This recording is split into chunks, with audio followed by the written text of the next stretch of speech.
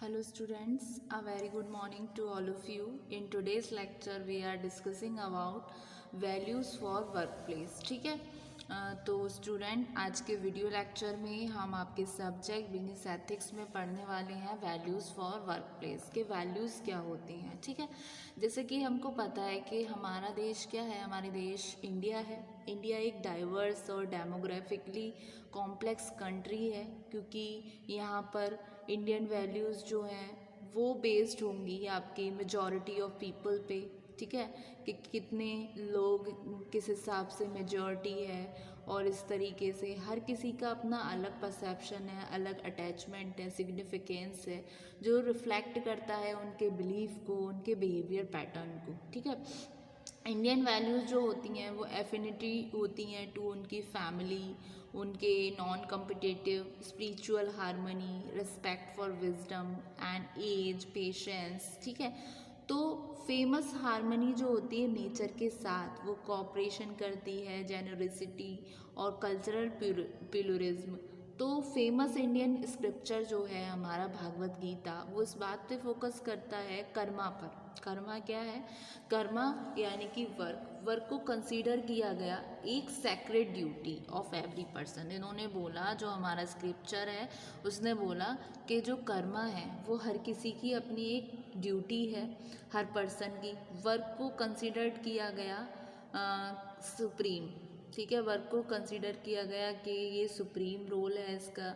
ना सिर्फ हम इससे स्पिरिचुअल ग्रोथ कर पाएंगे, बल्कि ये बोलता है कि हमें ऐसा काम करना चाहिए, ऐसी डेडिकेशन से वर्क करना चाहिए, और मटेरियल गेंस के लिए हमें कोई चीज़ नहीं करनी चाहिए। मटेरियल गेंस यानी कि जो सुख सुविधाएं होती हैं, ये बोलते हैं जो हमारा स्क्रिप्चर है कि हमें अपने कर्म पे विश्वास करना चाहिए, कर्म अच्छे करते रहना चाहिए। हर पर्सन की ये ड्यूटी होती है कि वो परफॉर्म करे अपने काम को रेगुलरली, बिना किसी अटैचमेंट के, यानी कि काम हो लेकिन अटैचमेंट नहीं हो। ठीक। तो ह्यूमन क्या है? ह्यूमन मनुष्य एक सब टोटल है। जो भी परफॉर्मेंस कर रहा है, वो जो प्रोड्यूस किया जा रहा है उसके थॉट प्रोसेस से, उसके डीड से। अगर कोई एक पर्सन कुछ अच्छा सोचता है तो वो क्या करेगा? वो ऑब्वियस सी बात है कुछ अच्छा ही काम करेगा। एक होता है ना कि जो इंसान का मन होता है उसके विचार उसके चेहरे पे झलक आते हैं। उसी तरीके से अगर उसकी थॉट प्रोसेस अच्छी है तो वो काम भी अच्छे ही करेगा, जिससे वो दूसरों के प्रति एक अच्छा इंप्रेशन डालकर जा रहा है किसी पर्सन के लिए। तो ये सब टेंडेंसी जो होती हैं वही सब मिलकर बनाती हैं कैरेक्टर को। तो ट्रेडिशनल इंडियन वैल्यूज़ जो हैं हमारी, वो इन्फ्लुएंस्ड हुई हैं हमारे नेटिव चीज़ों से और कल्चर से, हमारे एजुकेशन कल्चर से और हमारे कम्युनिकेशन से। ये अलाउ करती है पीपल को कि वो एक्सपोज करें हमारे ग्लोबल कल्चर को, वैल्यूज़ को, स्टाइल्स को, बिहेवियर को। ठीक है। तो उसी तरीके से वैल्यूज़ और एथिक्स जो होते हैं बिजनेस के, वो मोरल कोड है जिसके द्वारा बिजनेस ऑपरेट होता है। ठीक है। जो हमारे वैल्यूज़ हैं, जो हमारे एथिक्स हैं बिजनेस के, वो मोरल कोड हैं जिससे बिजनेस हमारा ऑपरेट्स होता है। While no business can control the action of every employ. जैसे कि हर कोई बिजनेस चाहे छोटा हो या बड़ा हो, वो सभी एक्शंस को कंट्रोल नहीं कर सकता एम्प्लॉय की, क्योंकि ये डिफाइन कर सकते हैं उनके एक्सपेक्टेशंस को, उनके डेवलप प्रोसीजर्स को फॉर वायलेशंस। बहुत सारी ऑर्गेनाइजेशन की अपनी कुछ सिमिलर एरियाज़ होती हैं जिन पे वो फोकस करती हैं जब बात आती है वैल्यू की और एथिक्स की। ठीक है। तो many organizations have similar areas of focus when it comes to value and ethics. These include but are not limited to honesty, accountability, respect, caring and reliability. ये आते हैं आपके वैल्यू और एथिक्स के संदर्भ में। इसमें इंक्लूड्स होते हैं लेकिन लिमिटेड नहीं है, जो आपके ऑनेस्टी हुई, अकाउंटेबिलिटी हुई, रिस्पेक्ट हुई, केयरिंग हुई और रिलायबिलिटी हुई। वैल्यूज़ और एथिक्स जो हैं वो डिफ़ाइन किए जाने चाहिए किसी भी ऑर्गेनाइजेशन में लॉज के द्वारा, मिशन स्टेटमेंट के द्वारा, विजन स्टेटमेंट के द्वारा और पॉलिसीज़ के द्वारा। ये होता है आपका वैल्यूज़ फॉर वर्क प्लेस। ठीक है। अब हम स्टूडेंट डिस्कस करते हैं टाइप्स क्या क्या होते हैं वैल्यूज़ के किसी भी वर्क प्लेस में। तो आइए हम डिस्कस करेंगे types of values eight work place. ठीक।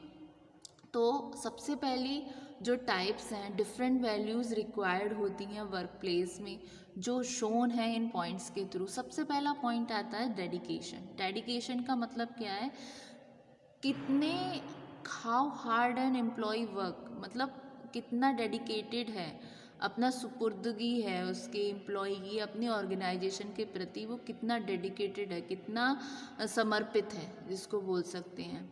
ठीक है, समर्पण की भावना कितनी है किसी एम्प्लॉय के अंदर, कितना वो अपना एफर्ट लगाता है ऑर्गेनाइजेशन को, कि ऑर्गेनाइजेशन में, कि जिससे ऑर्गेनाइजेशन डिज़ायर्ड रिजल्ट अचीव कर सके। लेकिन बहुत सारे एम्प्लॉयर जो होते हैं वो प्रेफरेंस देते हैं वो उन वर्कर्स को जो एक ऑनेस्ट एफर्ट लगा रहे हैं ऑर्गेनाइजेशन में, और जिनको कंसीडर्ड किया जा रहा है as a natural at the job. लेकिन कब जब कोई एम्प्लॉय साइन कर रहा है किसी बिजनेस में या किसी फर्म में या किसी कंपनी में ज्वाइन कर रहा है, तो उससे एक्सपेक्ट किया जाता है कि वो परफॉर्म करेगा अपने काम को बहुत ऑनेस्टी से, जिससे कंपनी फ्लॉरिश करेगी। तो क्या है, सबसे पहला types of values at work place है, सबसे पहला है डेडिकेशन।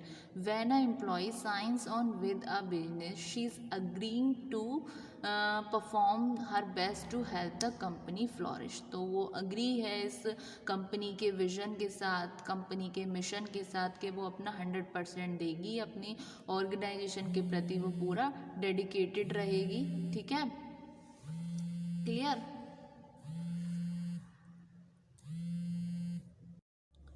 फिर सेकंड पॉइंट आता है स्टूडेंट आपका इंटीग्रिटी का। इंटीग्रिटी क्या है, एक इम्पॉर्टेंट एस्पेक्ट है वर्क प्लेस वैल्यूज़ का। एथिक्स क्या है, वो इंटीग्रिटी है और डिस्प्ले करता है हमारे ऑनेस्ट बिहेवियर को सभी टाइम पर। एक एम्प्लॉय, जैसे एग्जांपल के लिए कि कोई एम्प्लॉय जो वर्क कर रहा है कैश रजिस्टर के लिए, उसको एक्सपेक्टेड है कि वो बैलेंस करेगा ड्रॉअर को और डिपॉजिट करेगा correct amount of money at the end of the night. तो ये क्या हुआ, ये हुआ आपकी इंटीग्रिटी, यानी कि जिसको हम बोलते हैं सत्यनिष्ठा। ठीक है। फिर नेक्स्ट पॉइंट आता है स्टूडेंट आपका अकाउंटेबिलिटी। अकाउंटेबिलिटी क्या है, जिसको हम बोलते हैं रिस्पॉन्सिबिलिटी, जवाबदेही। एम्प्लॉय जो होते हैं ऑर्गेनाइजेशंस में, वो एक्सपेक्टेड है कि वो एक्ट करेंगे अकाउंटेबल फॉर देयर एक्शंस। ठीक है, जिसका मतलब ये है कि वो शो करें अपने आप को, जितने वो शेड्यूल्स के क्या शेड्यूल टाइमिंग है उनकी, वो टाइम पर आएँ और कोई भी ऐसा फ़ायदा ना उठाएं उस टाइम का, जो टाइम उनको अलॉट मिला है ब्रेक के लिए, मतलब उसका कुछ गलत तरीके से उसका एडवांटेजेस ना उठाएं। इसका मतलब है कि accepting responsibility for when things go wrong. ठीक है, gathering yourself and willingly working toward a resolution, and sometimes it mean working longer than plan to see a project through the completion. ठीक है। फिर next point आता है आपका collaboration. Collaboration का मतलब क्या हुआ, सहयोग करना, कोलैबोरेट करना। इसका मतलब क्या होता है, बहुत सारी जो ऑर्गेनाइजेशन होती हैं वहाँ पर वर्क प्लेस वैल्यूज़ और एथिक्स जो होते हैं वो कंसिस्ट होते हैं टीम वर्क से, क्योंकि ज़्यादातर कंपनियां इस बात में बिलीव करती हैं कि जहाँ पर टीम वर्क होगा वहाँ पर मोरल हाई होगा। लोग आपस में जब वर्क करेंगे, किसी से कोई काम नहीं आता है तो दूसरे पर्सन के सपोर्ट से वो उस काम को बड़ा अच्छे से कर पाएगा, जिससे सक्सेस को वो लोग फॉलो कर पाएंगे। तो ये बहुत इम्पॉर्टेंट है सभी एम्प्लॉयज़ के लिए कि वो टीम वर्क में वर्क करना शुरू करें या टीम प्लेयर्स बने और असिस्ट करें अपने कोवर्कर्स को प्रोजेक्ट पर, और नई चीज़ों को सीखें, नए हायर करें, न्यू टास्क लें और उन इंस्ट्रक्शंस को फॉलो करें जो उनका सुपरवाइज़र उनको दे रहा है, यानी कि कोलैबोरेशन, पूरा का पूरा सहयोग करना। ये हुआ आपका कोलैबोरेशन।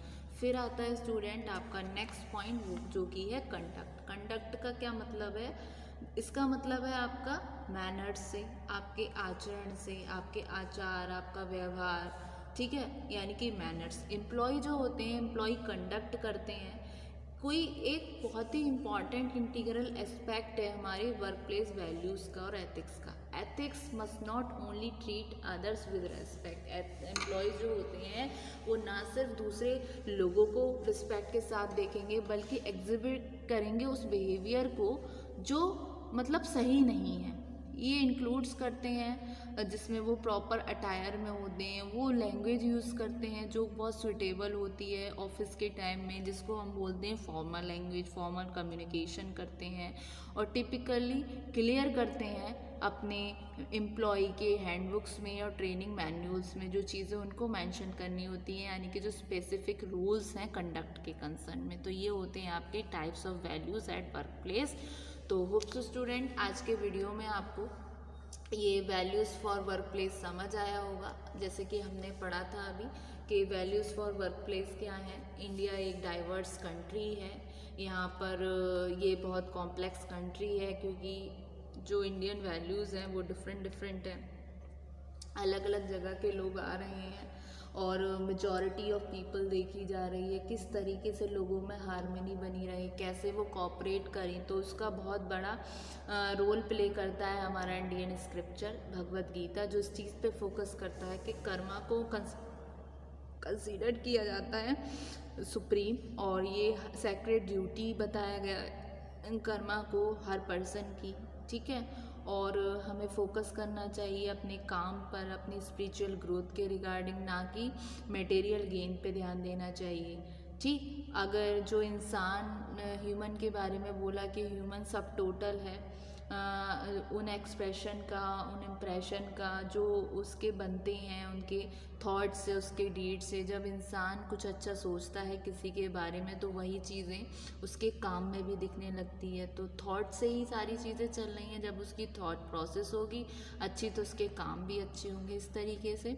तो वैल्यू और एथिक्स जो होते हैं बिजनेस के, वो मोरल कोड हैं जिसके द्वारा बिजनेस ऑपरेट हो सकता है। कोई भी बिजनेस कंट्रोल नहीं करता एक्शंस को हर किसी एम्प्लॉय के, ठीक है। तो ये था आपका वैल्यूज़ फॉर वर्क प्लेस, और ये रहे आपके types of values eight work place. तो होप्स स्टूडेंट आपको ये इतना लेक्चर में समझ आ गया होगा। थैंक यू सो मच, ठीक है। और अपकमिंग वीडियो में हम इसी टॉपिक को अभी और कंटिन्यू करेंगे अपने बाकी के पॉइंट्स में, ठीक है। तो student thank you so much.